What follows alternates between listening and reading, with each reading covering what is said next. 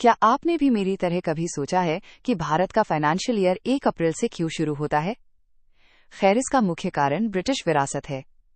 लेकिन रुकिए, इसके कुछ और कारण भी हैं और ब्रिटिश अप्रैल को फाइनेंशियल ईयर मानने के पीछे एक दिलचस्प कहानी भी है। चलिए मैं आपको एक हिंट देती हूँ। ब्रिटिश फाइनेंशियल ईयर 1 अप्रैल से शुरू नहीं होता। मैं फिर से दोहराती हूँ, ये अप्रैल में ही शुरू होता है, लेकिन 1 अप्रैल को नहीं।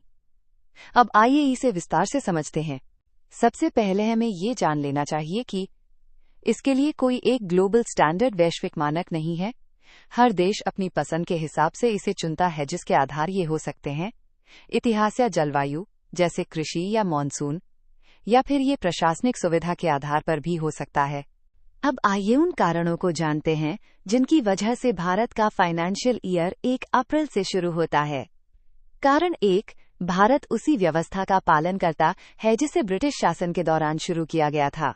ब्रिटिश सरकार अप्रैल-मार्च को अपना फाइनेंशियल ईयर मानती थी। भारत ने भी औपनिवेशिक काल के दौरान इसी व्यवस्था को अपना लिया। आजादी मिलने के बाद भी ये व्यवस्था जारी रही, इसलिए यह काफी हद तक एक ऐतिहासिक निरंतरता, हिस्टोरिकल कंटिन्यूएशन है। कारण 2, दूसरा कारण है कृषि चक्र, एग्रीकल्चर साइकिल, जो भारत के लिए बहुत महत्वपूर्ण है। भारत एक कृषि प्रधान अर्थव्यवस्था है। फसलों की कटाई का मुख्य मौसम आमतौर पर मार्च के आसपास खत्म हो जाता है। नया कृषि चक्र अप्रैल में शुरू होता है। अप्रैल में फाइनेंशियल ईयर शुरू करने से ये फायदे होते हैं। खेती से होने वाली आय का अनुमान लगाना आसान हो जाता है। टैक्स और बजट की बेहतर योजना बनाई जा सकती है। कारण 3, तीसरा कारण है बजट की योजना बनाने में होने वाली सुविधा। भारत सरकार हर साल फरवरी में केंद्रीय बजट पेश करती है। इससे अप्रैल से पहले का समय मिल जाता है, जिसका उपयोग इन कामों के लिए किया जाता है। नीतियों को मंजूरी देना, फंड कोष का आवंटन करना, 1 अप्रैल से योजनाओं को लागू करना शुरू करना। इस तरह शासन प्रशासन का काम और भी सुचारू रूप से चलता है। कारण 4, चौथा कारण यह है कि ये व्यवस्था आर्थिक चक्र, इकोनॉमिक साइकिल के साथ मेल खाती है। मॉनसून जो जून में शुरू होकर आमतौर पर सितंबर में खत्म होता है, वह अर्थव्यवस्था पर गहरा असर डालता है। इसलिए अप्रैल में फाइनेंशियल ईयर शुरू होने से ये फायदे होते हैं। मॉनसून आने से पहले ही योजना बनाई जा सकती है। मॉनसून के बाद जरूरत के हिसाब से जरूरी बदलाव, एडजस्टमेंट्स किए जा सकते हैं। कारण 5, पांचवा कारण ये है कि ज्यादातर भारतीय मार्च और अप्रैल के महीनों में ही अपना नया साल मनाते हैं। इस तरह यह व्यवस्था भारत की पारंपरिक सनातन संस्कृति के साथ भी पूरी तरह से मेल खाती है। अब सवाल ये उठता है कि क्या कभी इसे बदलने का प्रस्ताव भी आया था? जी हां, बिल्कुल। कमेटी ने जनवरी-दिसंबर में बदलने का सुझाव दिया था, लेकिन इसे लागू नहीं किया गया क्योंकि अब इससे बहुत ज्यादा दिक्कतें पैदा होंगी। सिस्टम पहले से ही अच्छी तरह से सेट है। दुनिया भर में टैक्स ईयर के साइकिल कैसे होते हैं? दुनिया भर में टैक्स ईयर मुख्य रूप से जनवरी, दिसंबर, अप्रैल, मार्च, जुलाई, जून या हर देश के हिसाब से तय किए गए दूसरे खास साइकिल को फॉलो करते हैं। जो देश कैलेंडर ईयर 1 जनवरी 31 दिसंबर को फाइनेंशियल ईयर के तौर पर अपनाते हैं, वे ये हैं: यूनाइटेड स्टेट्स, चीन, फ्रांस, जर्मनी, कनाडा।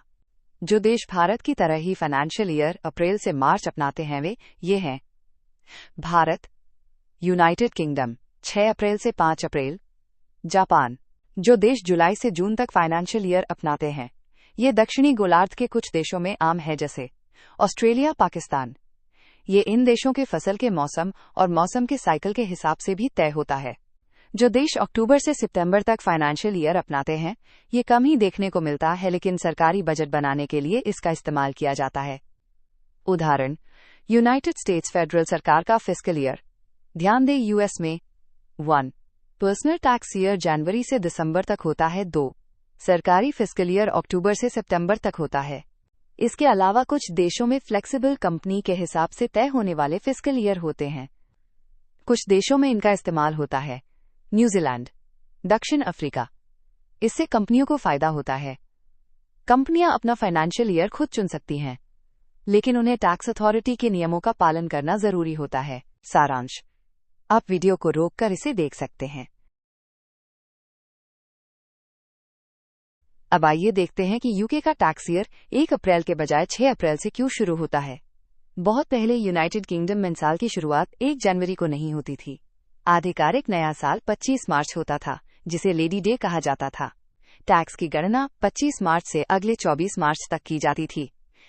यह व्यवस्था सदियों तक चलती रही, लेकिन 1752 में ब्रिटेन ने अपना कैलेंडर बदल दिया, जूलियन कैलेंडर से ग्रिगोरियन कैलेंडर में। यूरोप के साथ तालमेल बिठाने के लिए उन्हें 11 दिन छोड़ने पड़े।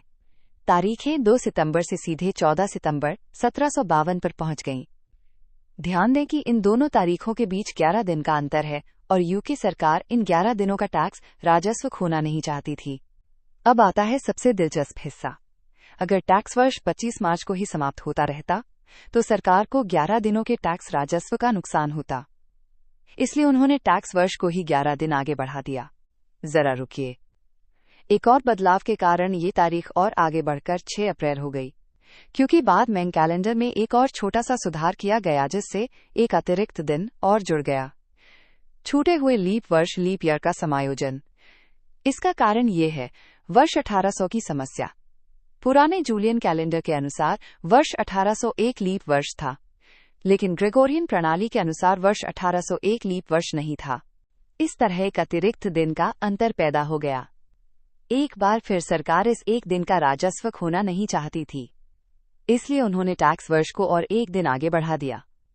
तो इसका अंतिम परिणाम ये निकला, टैक्स वर्ष की शुरुआत 6 अप्रैल को होती है और इसका समापन अगले वर्ष 5 अप्रैल को होता है।